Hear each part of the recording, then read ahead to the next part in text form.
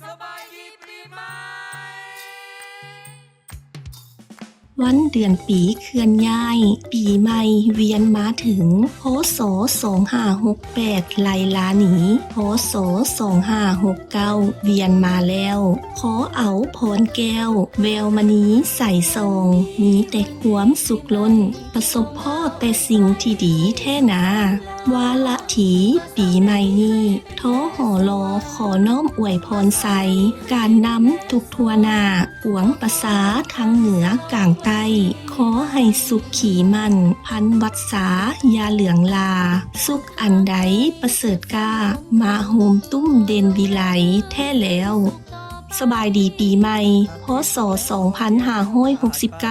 2569ด้วยความปรารถนาดีจากคณะผักคณะผู้ว่าการและพนักงานธนาคารแห่งสปป.ลาว